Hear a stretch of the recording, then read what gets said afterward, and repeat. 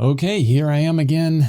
Different day, same painting, but I'm coming to this day, like every day, with intentions. I wrote down some things of actually what I wanted to try and achieve, or at least work towards in this session on the painting. And I think it's super important for everyone to come to a painting and understand, or at least have some kind of idea of what you want to work towards. It could be super simple, such as I just want to change some colors, neutralize them, brighten them. I want to get the drawing a little bit more accurate. I want to add some detail, I want to take some detail away.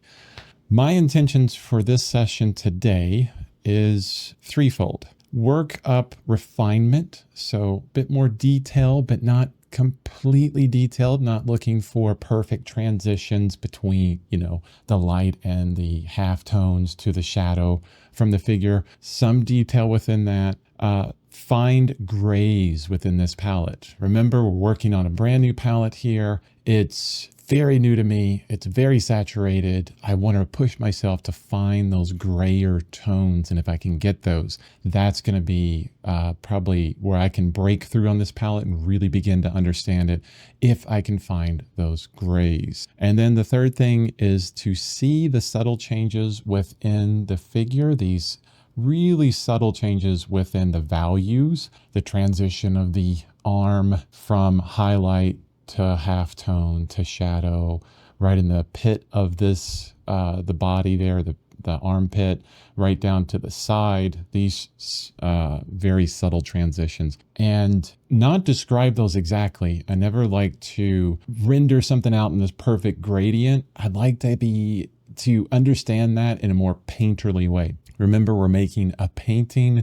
We're not copying from the photo. Not that that is bad. It's just my intention, or one intention that I bring to every painting right now. So those three things: refinement, but not too detailed, finding the grays within my palette, and seeing those subtle changes within the body and trying to communicate them here. What intentions are you bringing to your next painting or your next painting session? Remember, you can have intentions for the whole painting. They change depending on the session.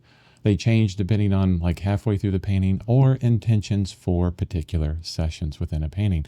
You don't have to complete a painting every day. I definitely don't. Been way too busy for that. All right, I'm going to shut up and I'm going to time lapse this, and I'll see you after the session is over. Probably spend about an hour on this. Hopefully I can spend more time on it, and we'll see where we get.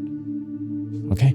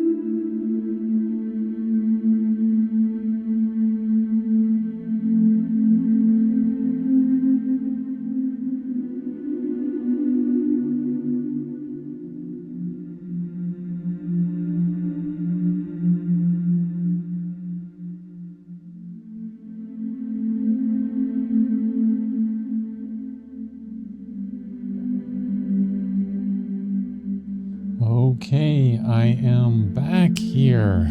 Wow, I didn't think I was gonna finish this painting in this session, but I spent, 2 hours and about 15 minutes painting. Probably closer to 2 hours because I talked a bit as well. And this was a lot of fun, especially trying to find all the grays within this palette, this new palette. And remember, this is all based on the color chart that we made up in the previous videos. Check those out. And I was really grabbing these colors here. So this is a mixture of transparent red iron oxide and phthalo blue. All of this, I think this is the grayest tones that I can get. They're not quite green, they're not quite red, they're somewhere in between. So trying to mix up a lot of those within the body here, especially in the shadows of the body, which was a lot of fun trying to reach that. And then playing around with the fabric and bringing a lot of the phthalo blue within the shadow areas of the fabric. I'll have to show the photos of this at this point for you to see it, because right now with the video, this just looks all black, but there's a lot of different hues within here that's really nice. I kept the head of the face very nondescript, non-detailed. I didn't want that to be the focus. I want here to be the focus, maybe the viewer to travel up and down constantly throughout the painting. I did get detailed on it at one point, just didn't look right, so softened out a lot of things and just kept it as nondescript as I could, which is always an interesting thing because you're trying to make something look kind of like, a face, but not super like a face, not super detailed, just generalized, but generalized well enough so you can kind of tell what it is and it doesn't look strange or odd in some way. But yeah, I had a lot of fun within the chest area here, all these different little highlights that are kind of hidden in places and trying to get the right hue combinations within those. A lot of fun. I think it's a pretty good painting for the first time using this color chart. This is a very difficult palette to work with because, at least for me, because there's not a lot of grays within it. And you go to extremes right away, extreme blues, extreme oranges, greens. It's definitely not a very balanced color palette in my opinion. Maybe if I had a different transparent red iron oxide that could compete with the strength of the phthalo blue. You probably noticed throughout this whole painting, I just had this little tiny bit of phthalo blue there, and that's all I needed for the entire painting. One little tiny chunk of that would really tint any other color on here. So its tinting strength is really strong, and the transparent red iron oxide from from M. Graham can't really keep up with it, even though they're both from M. Graham. But yeah, I'm pretty happy with this, and I can't wait to start on the next painting with the same palette. I want to do several paintings with this palette because even though it's difficult, even though I risk a lot of garish colors, especially this blue here, oh my goodness. It's really garish. It's discordant with everything else. This is still wet, so I'm trying to put it up at the top right without getting paint all over me. But trying to make these mixtures and not hitting those discordant colors, pretty difficult. The Zorn palette, the original Zorn palette that I've been working with for a long time, and then my alternate Zorn, this one here where I replaced ivory black with Payne's gray and cadmium red with burnt sienna. These are very harmonious. Both of them are really harmonious palettes and easier to deal with. The transparent red iron oxide, which is pretty close to burnt sienna, is fine, but it's that introduction of phthalo blue and the inability to get really kind of a bluish grays. All the gray that I can get, they do have a bit of a green to them. And those mixtures are so slight. Just a tiny bit of change with the transparent red iron oxide or the phthalo blue will either get me too far into orange or too far into a bluish green color. Yeah, difficult to deal with, but I'm willing to stick with it for a while and keep learning it and see what I can do with it. Maybe Maybe one of the paintings I'll do will be a landscape, because I think it might work well with a landscape in mind. Something with a blue sky and a very direct sunlight kind of approach. We'll see. Maybe a portrait of someone in a landscape. I'm already thinking of my next painting. Yay. Okay, thank you so much for watching this video and all of my videos. If you want to see this piece for sale, go on my website, chrisbevan.com. Have a wonderful rest of your day. Bye-bye.